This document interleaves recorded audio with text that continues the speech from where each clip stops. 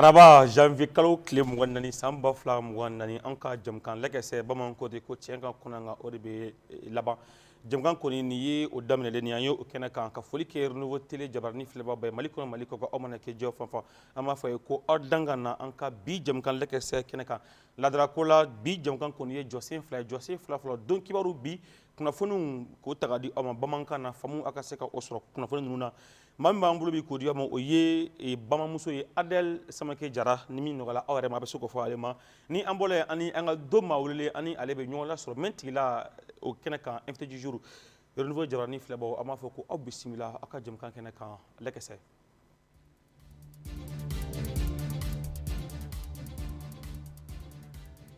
Adèle Jara Adèle Samake i ni su. Kebe kori basi t'i la. Alhamdulillah bisimila kɛnɛ kɔnɔ. Bamankɛ ayiwa i yɛrɛ dangana kɛnɛ kɔnɔ. Alhamdulillah folikan ka lase filɛbaaw ma ani i ka bi don kibaru bamanankan cɛnina k'o di filɛbaaw ma tuguni. Ne n'an ta in ta na kɛ ne dakan ye sabu ne kun hakili la k'a fɔ n ko ne tilala. Saratan wɔrɔ n'o ye Idrissa ye ale ye tɔgɔ kura d'an na e fana nana ka na jamu kura fara an na. O bɛ laban o. Ayiwa ne kɔni bɛ nin ta sa a bɛna kɛ dakan don. Kɛnɛ b'i bolo dɛ. An bɛ foli ni waleɲuman dɔ kurakuraya ka di an filɛbaa n'a lamɛnbaaw bɛɛ lajɛlen ma Ibrahima Kebe ka yira i la Raskebe k'a fɔ ko min ye fɛn caman b'an bolo bi an ka dusumakasa fɛn min ne t'i fɛ k'a mɛn ne t'i fɛ k'a mɛn a bɛ yen kelen tɛ fila tɛ fɔ maa 50 Ala ka kɛ hɛrɛ maa 50 bɔnɛ Ala ka kɛ hɛrɛ wa an ka finitigiw olu ye jugu susu o b'an bolo o nisɔndiya ye ayiwa an bɛ waati min na n'o senankulo ye o bɛ ka kɛ kɔnɔbara ye an b'a fɔ hali n'a sɔrɔ bi ma don an kun bɛ jaabi min fɛ o ma sɔrɔ nka halisa an bɛ yɛrɛ fana daleya la o ye kunnafoni dɔw ye ni Ala sɔnna ma ka yira aw la k'a fɔ bi kunnafoni i n'a fɔ n y'a fɔ cogo min na bakuruba saba don ladala a bɛ kɛ cogoya min na o bakuruba gale o bɛ tali kɛ maa 50 olu ka saya ko kuma la minnu n'o kɔni kɛra damanda dɔ kɔni o la yɔrɔ min n'o bɛ wele ko kɔbadani ale bɛ kangaba o mara kɔni o fɛ maa 50 olu bɔnɛna u ni la yenkaw yɛrɛ kɛlen bɛ ka wele bila jamana mara ɲɛmaaw ma min b'a to o ko o bɛ datugu anw ka finitigiw n'o ye faama ye olu ka wuli ka jɔ o de ye ka malidenw n'u bolo olu lakana fariya wale tigilamɔgɔw ka se k'u kɛlɛ o kɛra sababuya ye nin tɛnɛ in na u ka maa 50 bɔɲɔgɔnko ani olu kɔni bɔnɛ u ni la minnu n'o kɛra an ka jamana kɔrɔn seleke o fan fɛ kɛrɛnkɛrɛnnenya la yɔrɔ min n'o ye labizanga ye nin baaraw kɛra yen nɔ bakuruba sabanan min b'an ka bakuruba kuncɛ bi o fɛnɛ tɛ kunnafoni duman ye sabu tungaranke dɔw olu dɔgɔlen kɔni o don Niger yɔrɔ min n'o ye Asamaka ye a yirala k'a fɔ tungaranke caman bɛ yen nɔ malidenw yɛrɛ fɛnɛ sɔrɔli olu la u bɛ kule la u bɛ se ko fabara o sɔrɔ cogo min sabu tɔɔrɔ bɛ o kan min bɛ o ko la an bɛ dɔ di aw ma anw ka bakurubaw filɛ ka segin k'aw fo k'aw waleɲuman dɔn k'a fɔ aw bɛɛ lajɛlen ye k'aw dangana renouveau jabaranin o sanfɛ bi kunnafoniya an bɛ a nun don CNT kɔnɔna la ka yira aw la k'a fɔ CNT ma ɲɛma ale y'a sɔrɔ anw ka Mali Kura Rouge ma ɲɛma k'o kɔni bisimila bisimilali in kun ye min ye bureau min n'o bɛ anw ka Kura Rouge tɔgɔ la o ka se ka olu yɛrɛ fɛnɛ o dɔn ka t'o yira CNT ma ɲɛma la a ka ja nin jɛkulu fila u bɛ se ka baara ɲɔgɔn fɛ cogo min ni ka tɔnɔbɔ min tɔnɔ yɛrɛ o bɛ di anw ka Mali ma mun ye lasigi in ye a tun bɛ munumunu o da fɛ nin baara ninnu na Kura Rouge ma ɲɛma n'o ye Madame Tarawele Asitan Kulibali ye ale ye daɲan fila o fɔ anw ka kumatigi ɲɛna ni o ye Zakariya Umar Keyita a ye min sɔrɔ an ka jɛ ka o lamɛn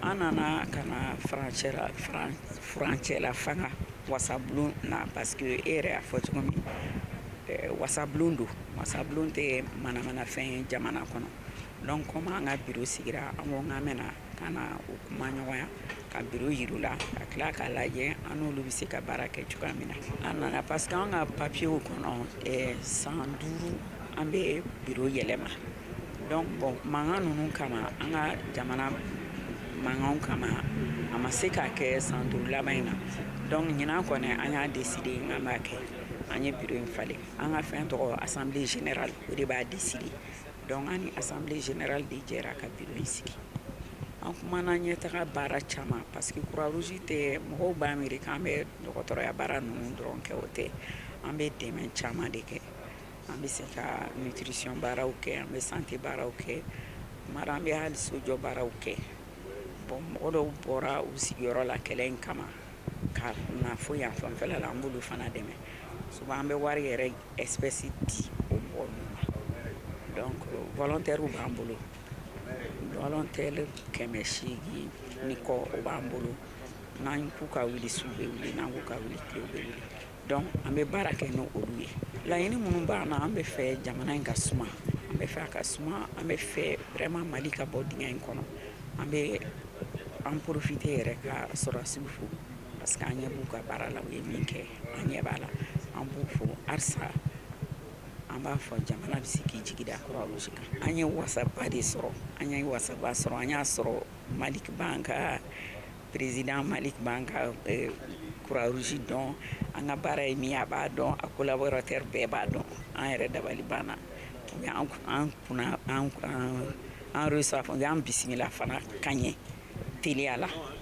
Kunnafoni nasira wɛrɛ la an bɛ taa nin waati na an ka kalan karamɔgɔw olu ka kunnafoniya la kalan karamɔgɔ minnu n'olu ka kalanw kɔni kuncɛ la n'o y'u ka formation ye ministre y'a kanu kalan dugumada ministre y'a kanu k'a fɔ u ka ye NSUP kɔnɔna na o kibaruya in kɔni o ma kɛ bɛɛ lajɛlen kɔni bolo sababa ye a ma faamuya a faamuya cogo kɔni na bɛɛ fɛ o de la kalan karamɔgɔw olu ka jɛrɛjɛkulu olu yɛrɛ kɛlen bɛ ka ŋaniya sigi min na u bɛ se ka lajɛba kɔni o kɛ sabu maa minnu n'u olu ko k'u bɛna lajɛ kɛ o ye maa minnu ye san 3 kalan o kɛ bagi kɔ n'o ye licence maaw ye olu kɔni hakilina o de ye ka se ka lajɛ kɛ u fɛla ye min ye ni kunnafoniya la u ka se ka o kɔni o di Maimuna Wedrago ale b'an bilasira o hakilina kan. Kabini ministre de l'éducation nationale ye lase dɔ kɛ ka ɲɛsi DAE ma n'o ye kalanko ɲɛmaw ye k'u ka duguma kalanso karamɔgɔw tilan duguma kalansow la n'olu yɛrɛ tɛmɛnen don u hakɛ kan kapu ni akademiw la o kɛra sababu ye ka ɲɔgɔn faamuyabaliya don syndicat ani kalanso ɲɛmaw ni ɲɔgɔn cɛ nin sariya yɛrɛ bɛ maa minnu kun kan kɛrɛnkɛrɛnnenya la o ye karamɔgɔ minnu ye sanfɛ kalanso sɛbɛn sɔrɔ minnu yɛrɛ lakɔgɔyara karamɔgɔya hukumu kɔnɔna la walasa ka fanga di duguma kalanso ma ministre de l'éducation ka fɔ la n'o ye Amadou Sy Sabané ye halisa ka kɛ ni kalanko ministre ka fɔ ye o kan bɛ sariya kisɛ min ma o bɛ tali kɛ loi numéro 2018-007 de kan n'o yɛrɛ donna bala janvier kalo tile 16 san 2018 n'o yɛrɛ bɛ karamɔgɔw kun kan minnu bɛ kalan kɛ lycéew la camancɛ kalanso ani duguma kalanso o n'a ɲɔgɔnna caman karamɔgɔw ka lafasalijɛkulu ka fɔ la nin ko in kɔni bɛ bila sariya sɔsɔ minan kɔnɔ n'u k'a ma violation des textes ka kɛ ni karamɔgɔw tilan-tilanni ye kalansow ni ɲɔgɔn cɛ akademiw fɛ lafasalijɛkulu min sigilen don sanfɛ kalanso sɛbɛn bɛ minnu bolo olu kama n'o ye collectif des détenteurs de la licence olu kɔni kɛlen don ka lajɛ dɔ sigi sen ka dɔgɔkun laban nata nin ko in kun kan. Anw nisɔndiyalen bɛ taa an jɔ Labizanga an b'an jɔ yen nɔ n'an ka finitigiw olu ka wuli ka jɔ ye sabu u kalikan o de ye ka malidenw n'u bolo laminɛw kɔni olu lakana jugu kɔni olu kɔ kan o kɛra sababuya ye Labizanga u ka se ka fariya wale maa 10 kɔ olu kɔni bɔnɛ u ne la u bɔnɛli yɛrɛ dɔrɔn tɛ u ka bolo laminɛw caman u y'olu yɛrɛ fana sɔrɔ nin ka olu tiɲɛ aw ni ne an ka jɛ ka Gabriel Keita a lamɛn nin wale ɲuman in kan. Mali fintigilakaw olu kɔni sera ka tɛgɛ da kɛ maa danajugu dɔw kan ale ni k'u ka minɛn dɔw jeni Labizanga fan fɛ état-major général des armées ale kɔni y'a yira k'a fɔ o kunnafoniya minnu kɔni dir'u ma o de kɔni sera ka kɛ sababu ye u ka se ka tɛgɛ da ni maa danajugu ninnu kan n'olu yɛrɛ kɔni kun kelen don k'o ɲɔgɔn dalajɛ wa o kunnafoniya ninnu sɔrɔlen k'u kɔni ye fintigilakaw kɔni ka pankuru lawuli walasa ka se ka tɛgɛ da maa danajugu 10 ɲɔgɔnna kan ale ni ka se k'u ka kɛlɛkɛminɛn caman jeni halisa ka tɛmɛ n'u ka kunnafoniyaw ye u y'a jira k'a fɔ ko mugu pɛrɛntan 6 kɔni cira Tɔnbukutu arabadon janvier kalo tile 23 san 2024 kɔnɔna la sɔgɔmada fan fɛ n'olu yɛrɛ kɔni ko ɲɛsilen don Kamok ale n'u ka pankuru jiginyɔrɔ nka maa kɔni ni ma to a la a yirala k'a fɔ ko halisa sɛgɛsɛgɛliw kɔni bi sen na walasa k'a dɔn maa minnu kɔni sen bɛ nin waleya ninnu na.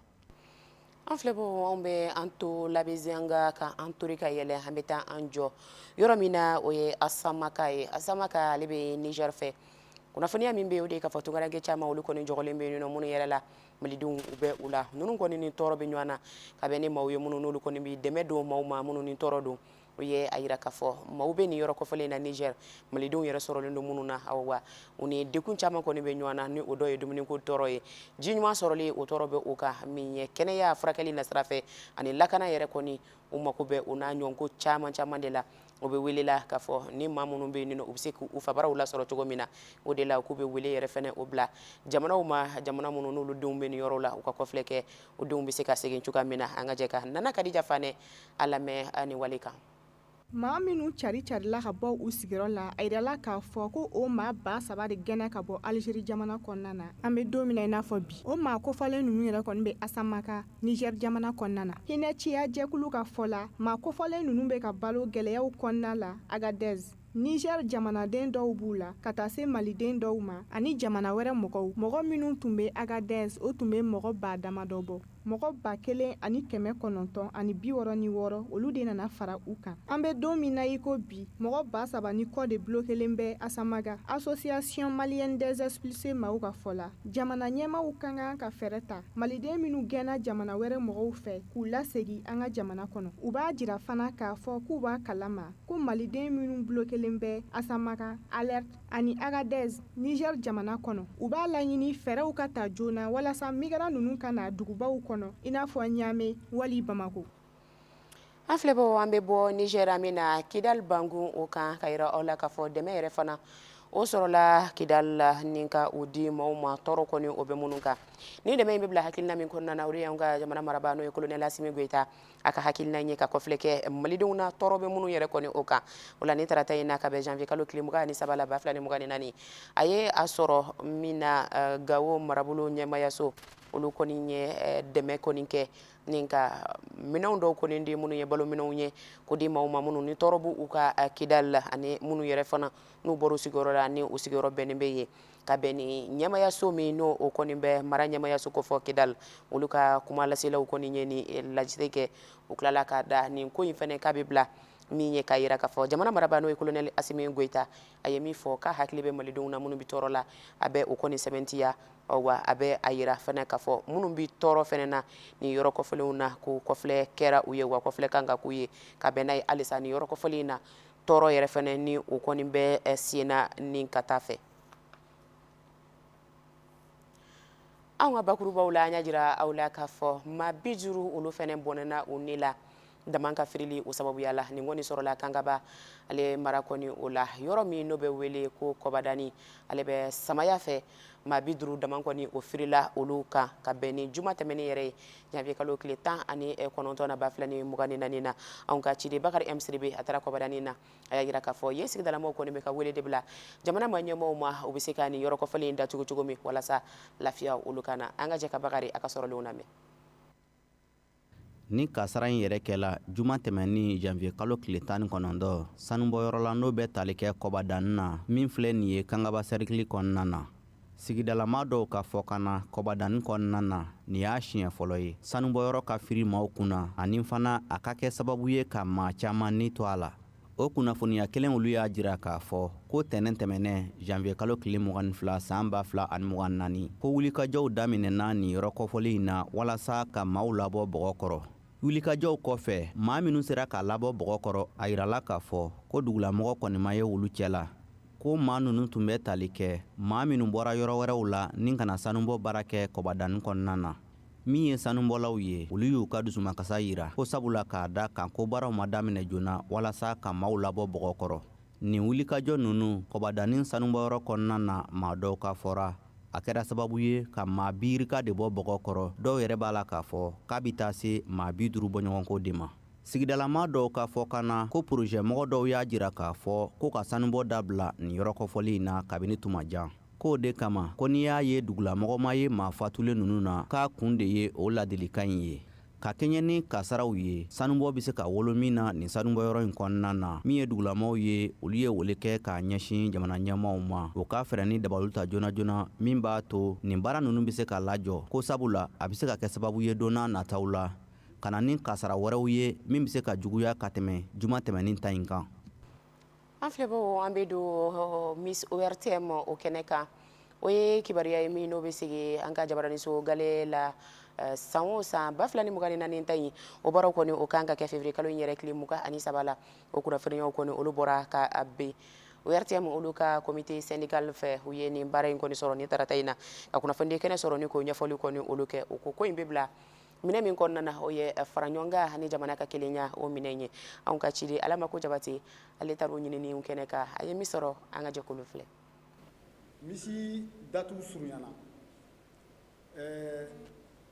mun ye régionaux ta ye an y'a fɔ k'o bɛ organiser donc régionaux ta janvier kalo tile 15 ka taa bila février kalo tile 15 la février kalo tile 5 ye casting ye ORTM cantine kɔnɔ yan nɔ Miss Bamako sugandili o bɛ kɛ hôtel L'Amitié jardin kɔnɔ février kalo tile 9 ni Ala ka diɲɛ ye misiba yɛrɛ ni kɔfɛmɔgɔw ni régionaux ni Bamakokaw bɛ fara ɲɔgɔn kan ka mun kɛ n'an b'a fɔ o ma phase finale o bɛ kɛ février kalo tile 23 CICB la Bamako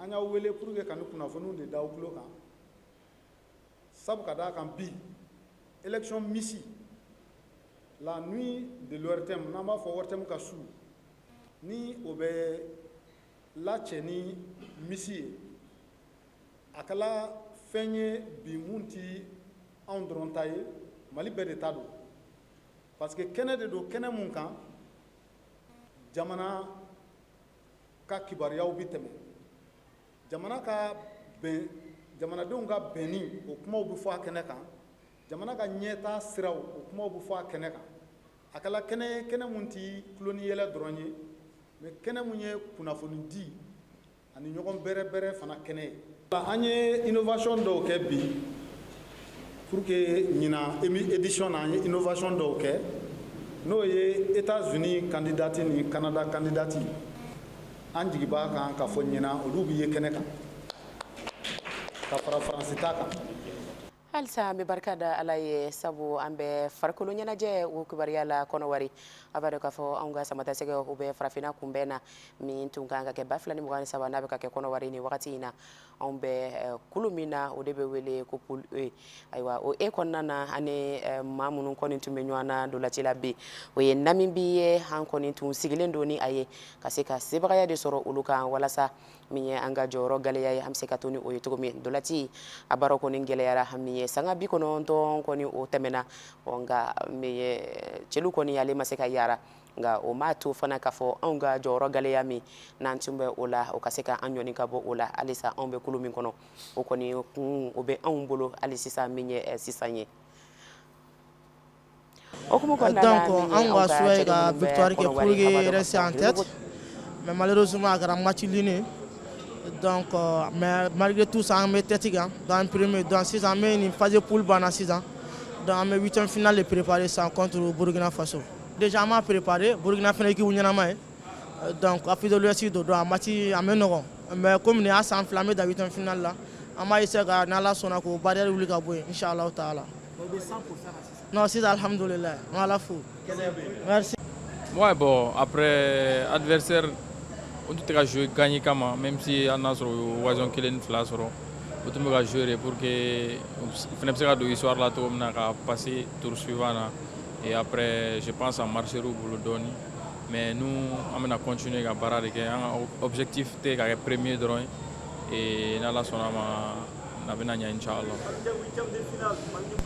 Ayiwa Kebe nin tun ye an ka dolacilaw u ka lase dolaci tɛmɛnen kɔ ci ma f'i ye bi ina rédaction a kɔnɔ ko ci bila ka na ko 8e finale la ko LGS maa 2 ka di sisan komi assistante b'i la an b'o da e kan ne senw tɛ ten ne bɛ to yan ko présentateur ni présentatrice komi lajɔsi bɛ yen an bɛ musɔrɔ sira a kun na a bɛ kɛ présentatrice ye ni min da sigi b'i lase u la wa dɔgɔkun yɛrɛ fɛnɛ ne ka juru tɛ n na a sini an bɛ ɲɔgɔn sɔrɔ yan sa a y'an ka to lamsakan na fo tɛnɛn awɔ ni Ala sɔnna ma Adela mi fo n'Ala sɔnna dilila an ma renouveau jamani filaba ni be dan sigi bi donc la min dila o ma Adel Samake feni ala somani ale be ñon so ni kene kene ka tene mais yano che sini ame ñon so avec la chos sanogo la musa sanogo di la chos mais soni ani anga bi do ma wele mentigela ani ale be ñon la so ni o ye Mohamed Alamin Diko berberto be ni o RDC au secrétaire politique allez à tout de suite.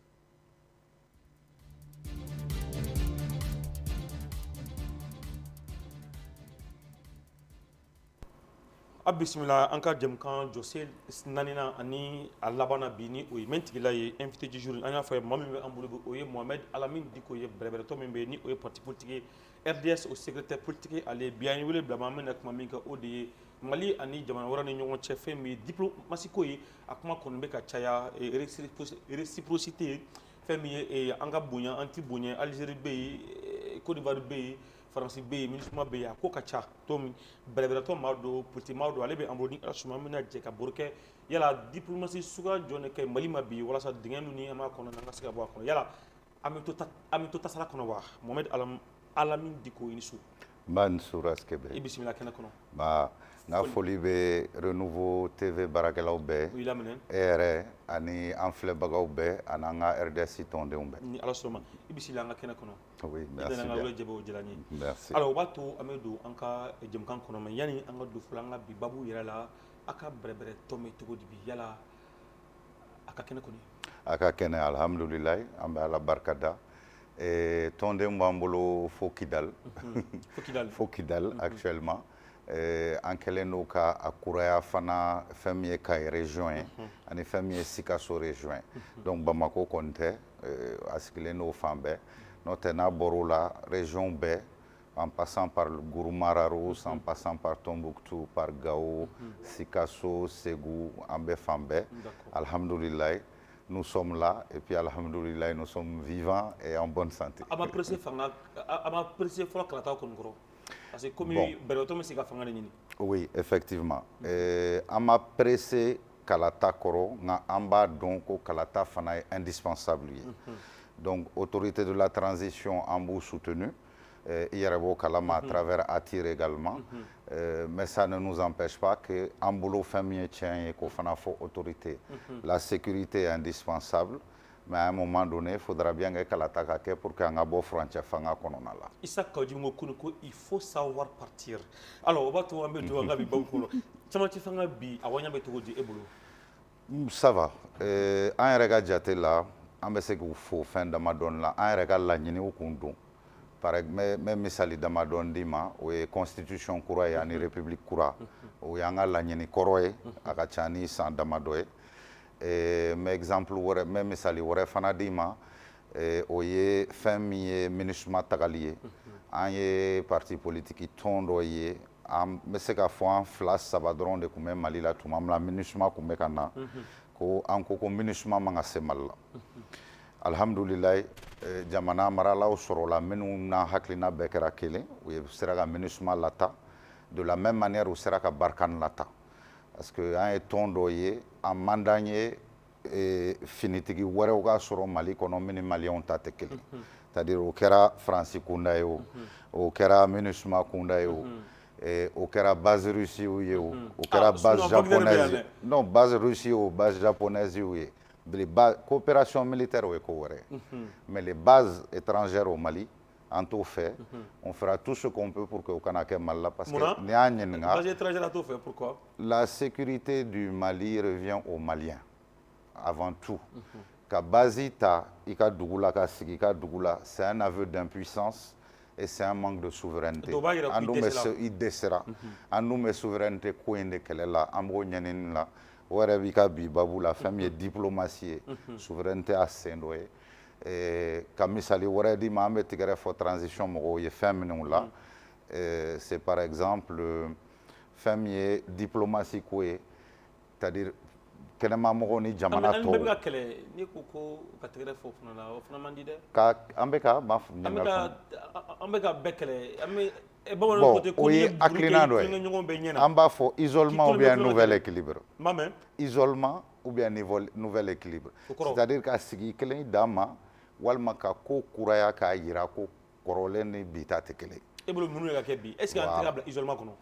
n'i y'a ɲininka an tɛ ka bila isolement kɔnɔ an bɛ ka équilibre kura de créer parce que kunu diɲɛ kunulama équilibre kura diɲɛ kunulama ani diɲɛ binlama u tɛ ɲɔgɔn ɲɛ sira la an ka ancien colon tun bɛ Mali minɛ cogoya min na 600 maliyɛn denmisɛnninw minnu wulilen don ani maliyɛn hali cɛkɔrɔbaw dɔw tun bɛ a kun man d'u ye a bɛnnen t'u ma paternalisme min bɛ Faransi c'est-à-dire k'a na ka na Faransi ka politique étrangère k'a fɔ maliyɛnw ye aw bɛ nin kɛ aw bɛ nin kɛ puis a banna kuma da t'aw bolo o fɛnw minnu y'o banni ye an nisɔndiyalen don o la kosɛbɛ mais i y'a fɔ cogoya min na an bɛ transition soutenue mais fɛn dɔw bɛ an b'o décrier c'est-à-dire i bɛ to diplomatie la an ye min fɔ su in na okumu kɔnɔna la diplomatie c'est l'application de la politique étrangère dɔwɛrɛ tɛ c'est-à-dire que dugu bɛ ka politiki min ɲɛsin jamana tɔw ma diplomatie b'o de appliquer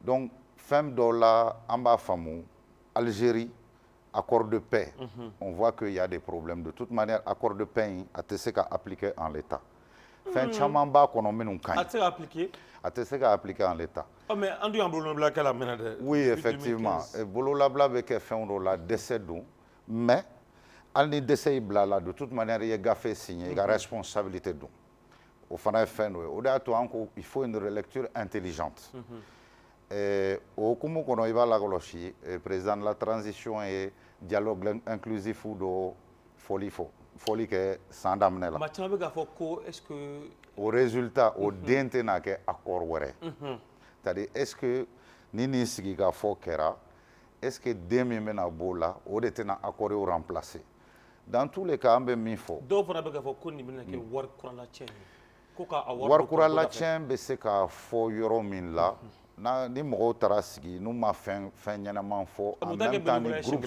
bénévolat de ka ɲi an b'a ɲini o fɛn sugu de la bénévolat ka kɛ mais bénévolat kɛra cogo o cogo mɔgɔw bɛ taa tile i bolo i kan ka tilela d'u ma en même temps i bɛ ji dɔ fana d'u ma mais n'a kɛlɛ o budget tɛ caya o bon o budget tɛ caya o de y'a to an bɛ k'a fɔ bénévolat c'est pas mal n'a bɛ kɛ yan Bamako mɔgɔw ka invité u ka convoqué u bɛ na u b'a tile filani kɛ fo ka bɛn ni sigi la o fɛn hukumu kɔnɔna la an bɛna exemple dɔ d'i ma an bɛ min décrier ka par exemple Algérie kɛlɛ directement nous ça ne nous plaît pas il faut que o yɔrɔ la oui ka Algérie kɛlɛ directement c'est-à-dire k'a fɔ Algérie par exemple Algérie ka nin fɛnw man ɲi u ka fɛnw man ɲi Algérie problème ye min ye c'est un pays voisin a problème fana ye min ye nord fan kelen bɛɛ de bɛ u ka accès la donc fɛn min don a kan ka kɛ ni keguya ye donc Algérie ko kan ka kɛ ni keguya ye est ce que ɲɛmaa m'o de faamu ni o y'a to u ye ko in da so da la effectivement u y'o faamu o de la on a beaucoup d'intérêt commun hali n'a kɛra population dama ye siran tɛ kɔni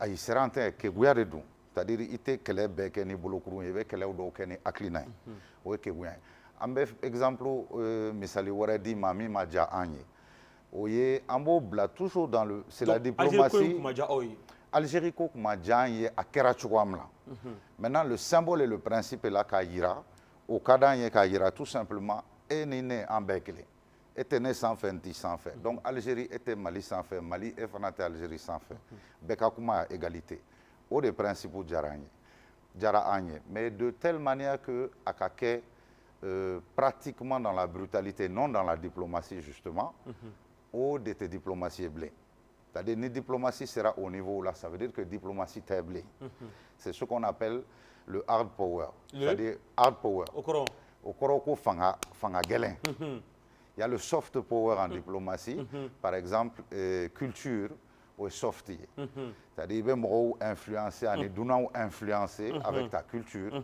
i bɛ dunanw influencer avec les masques Dogon avec Tombouctou donc ta diplomatie est efficace maintenant le hard i bɛ taa tout simplement k'a fɔ bon tɛ bon a banna o ye diplomatie jɔlen ye cogoya dɔ la mais est ce que bi an tɛ ka taa n'o sira de ye yɔrɔ dɔ la an bɛ taa n'o sira ye pourquoi parce qu'il faut s'imposer il faut montrer que an ni kunu tɛ kelen il faut montrer que bon i tun bɛ taama an kan cogoya min na kunu i tɛna se ka taama an kan bilen o cogoya la nka dan fana b'a la c'est-à-dire qu'an teriw dɔw bɛ yen n'i y'a girin kojugu olu bolo a bɛ gɛlɛya u bolo finalement u bɛ to yen donc le nouvel équilibre ne doit pas entraîner l'isolement pour nous isolement tɛ C'est un nouvel équilibre. Il faut qu'on montre qui nous sommes. José Kourain, angana to José Kourain au kake d'akrefe. Donc même misali aurait dit mi affaires étrangères et en même temps c'est parce que c'est une politique étrangère. C'est le problème des passeports des binationaux français. À moi apprécier. Il faut en parler. Nous n'avons pas apprécié ça. Nous on a vu un Malien à la frontière du Mali, Mimbaka carte d'identité nationale malienne présentée, mais il ne peut pas rentrer au Mali. Parce qu'il n'a pas de passeport malien. Au Madjaï. C'est un Malien qui a sa carte d'identité malienne. Il est à l'aéroport, donc il est à la frontière du Mali. Il a un passeport français. Ok, au Famiara. Mais il est malien. Il a prouvé qu'il est malien. Sharia flèche, Sharia Yadamaden détaillé. Allah tateo. Allah tadete boanola. Ni gafe nous Adamaden de Ousseven. Il veut se ka gafe do sebe, il veut se ka Sharia do sebe. Il veut la cagne. Mais 2000 il ben appliqué, il veut voir que la mago fien bala. Là, tu viens de refuser l'accès à des Maliens au Mali. Mais au coup de réciprocité. C'est-à-dire, il ne faut pas que Français damne donc eba damne, mais Français modèle ka fo français mi sera ka 40 beaux frontières la carte dou. C'est-à-dire que le Malien qui a la carte d'identité française, même état jo français frontière la cabe don français ou ta la jo, ou va to yakado. Parce qu'il a prouvé qu'il est français. Parce qu'il a un document français. Carte nationale qu'on va dire qu'il est français. Donc, et katika nina bla, ou bien carte biométrique bla, frontière là, aéroport là, que veut faire don Mali là, que te donc parce que passeport. Ambe autorité ou là, ou quand nous dogo, Sharia kofe. Qu'ils ne se cachent pas derrière le texte et qu'ils prennent leurs responsabilités en transformant le texte. Ou cas, Sharia ni seven yelema. Mais est-ce qu'il y a une réciprocité? Est-ce que à Tidigike on a 4 français? Oh non, réciprocité, c'est qu'à Digila, d'amener là. Mais ni tafandon, ni a donc à benin chogoyala. Réciprocité te Digila blé. C'est-à-dire au équilibre de Ninito, il va se casser. Mais est-ce que Kumadola en tant que Doucewa? C'est-à-dire que politique étrangère, équilibre Ninito, il ne faut pas que hard power ngacha, c'est-à-dire fanga gelen ngacha mogo fe kumala. Oh mais est-ce que fanga gelen ngacha bi? Anga famia la erreur do beke. Mais l'essentiel est de réussir à rectifier les erreurs. Par exemple, le passeport de nos binationaux. Il veut se que passeport bureau do sigi aéroport là. Na irako il est malien na 40 il va faire OK, ta passeport glan 600 note été do. Ou bien laisser passer d'Odama de 24 heures avec une amende de 10 000, 20 000, 30 000. Et tu l'obliges à aller le lendemain passeport Glenro. Mais tu ne refuses pas l'entrée du territoire malien à un Malien. C'est exagéré. Ça, c'est des choses, par exemple, qu'il faut rectifier. Donc, Abolo Bi, au Mangake, à Mangaketi. Ambolo à Mangaketi. Mais Fangata Ambolo. Donc, Ambe autorité invitée, ou qu'on y aura nous rectifier. Par exemple. Au Kumu Kononala. Maintenant, en parlant de diplomatie, il faut qu'il y ait un fanako. Par rapport à nos voisins, je te rappelle que CEDEAO est embargo illégal, ni illégitime, ni inhumain quand là. Mais est-ce qu'il faut faire un voisin? À ma quête Tenguansa, mais où l'on fait d'Afrique illégalement. Bien sûr, un coup d'État est un coup d'État. Un coup d'État est un coup d'État. C'est illégal aussi. L'ordre établi. Donc c'est illégal aussi. Donc ça voudrait dire que CEDEAO rentre dans l'illégalité? Car le Mali aussi était dans l'illégalité. Dans ce cas-là, ça veut dire que CEDEAO n'est illégal que Léon là. D'accord, allez-y. Logique, il doit y avoir là. Parce qu'il veut deux sama, il veut deux restes sama, il veut deux sama, il veut deux restes. Donc, où quel est c'est ça? Entre la logique qui est la logique de l'AES. L'AES, oui. Voilà. Donc, mais est-ce que Angani Brunko Fanta Jamana Sabaka Nyongomene, Mali, Burkina, Niger, Koko Jitambara, Sebrete Oni, parce que quand tu es Nyongomene Diago, Konamani, Ambe, Fango d'Afrique, on n'a pas le choix, Ambo de Nyongoma. Koko Jitambolo, mais Akli Yorondo là, en partenaire d'Obé, Koko Jidaira en Sababela. C'est-à-dire Marocain. Maroc a wele a tɛ kalo bɔ ani Mauritanie ka kɔgɔjida jira an la pour l'accès au pays du Sahel à l'océan Atlantique an bɛ k'o fɛnw labɛn en même temps relecture de contrat est-ce que bɛna dɔ fara an ka sɔrɔtaw kan ka dɔ fara an ka sɔrɔta kan sisan tɛ il faut k'i ka faamuya parce que nin waati k'a fɔ ko bɛna nɔgɔya san ni kalo wɛrɛ ou bien ko bɛna nɔgɔya san wɛrɛ o tɛ se ka kɛ. mais ni camancɛ fa maaw ye an ni bɛɛ bila ɲɔgɔn na ka tila ka taa k'u to ten ka d'a kan camancɛ fanga ka ɲi ka ban.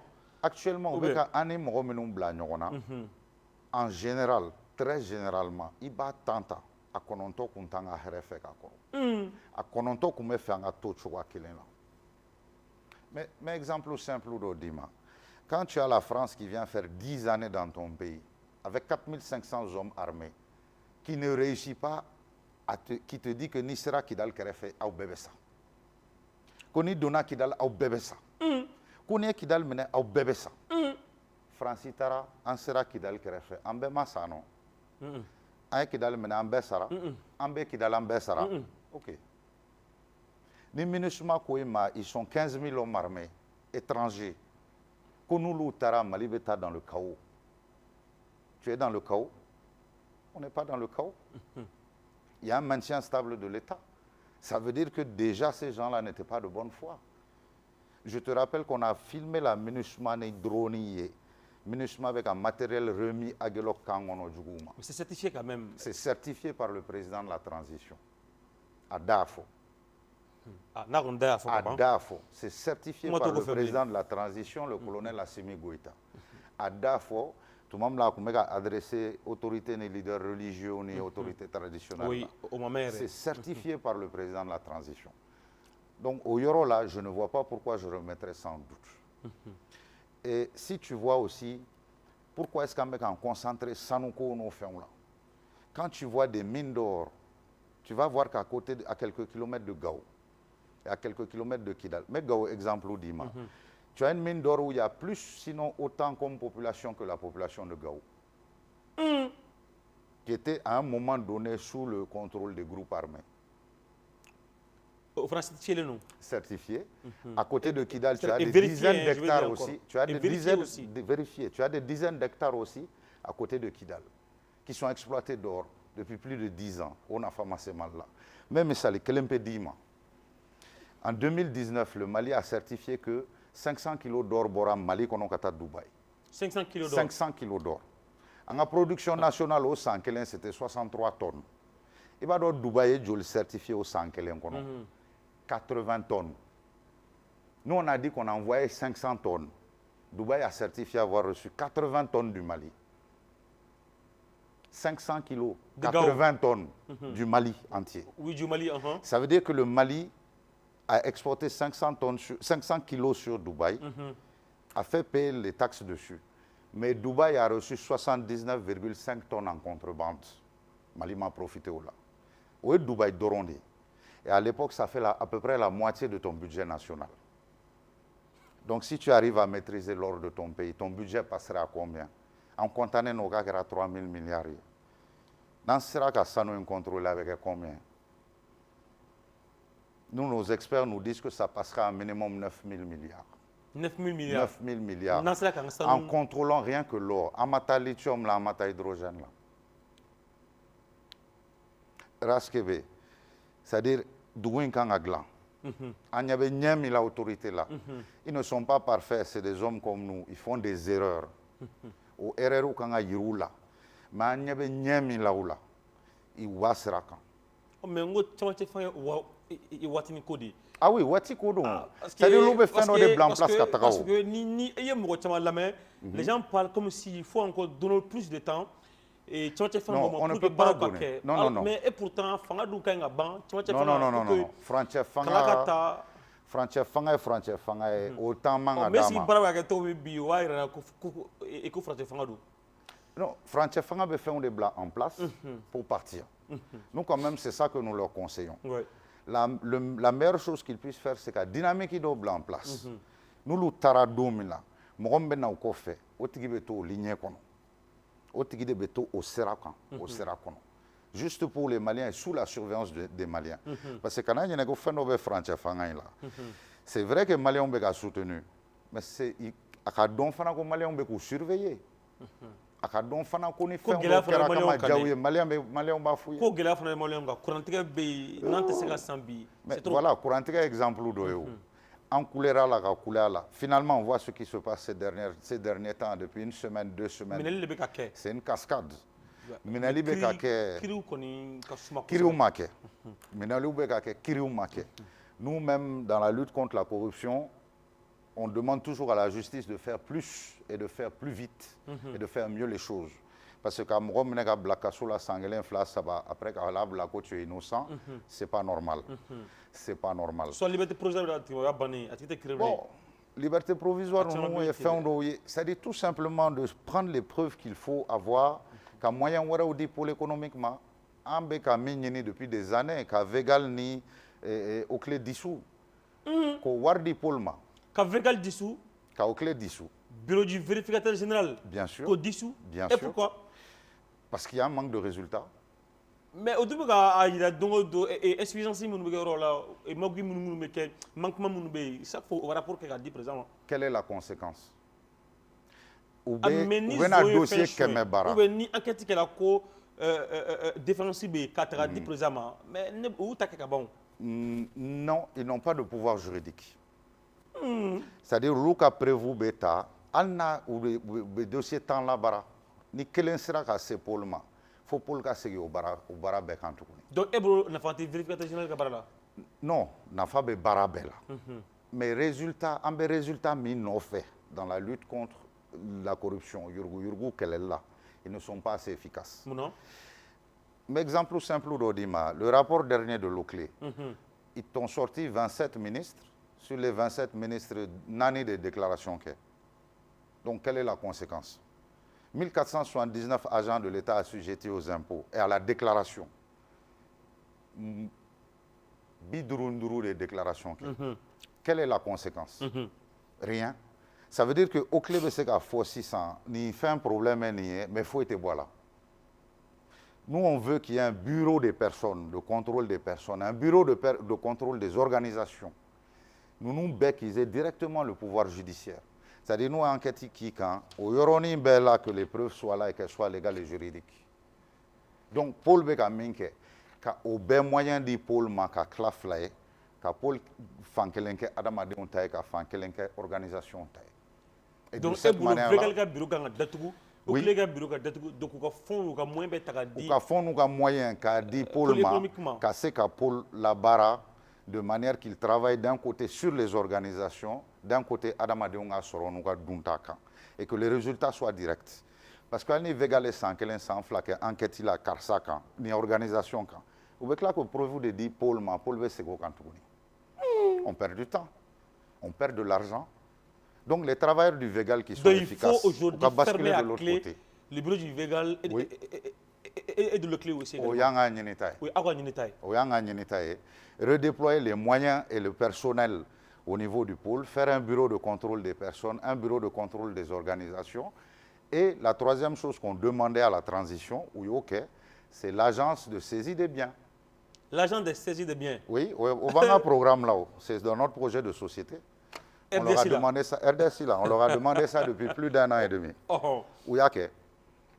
Donc, s'ils veulent continuer à nous écouter, que la lutte soit encore plus efficace, fermer à clé l'OCLE, fermer à clé le Végal, redéployer les moyens, que ce soit 2 structures qui puissent faire ça et qui puissent avoir preuve juridique. Donc, au Yurgu, même ta politique étrangère s'en fait partie parce que Kanama Fond Obena ou détourner, les conséquences sont minimes.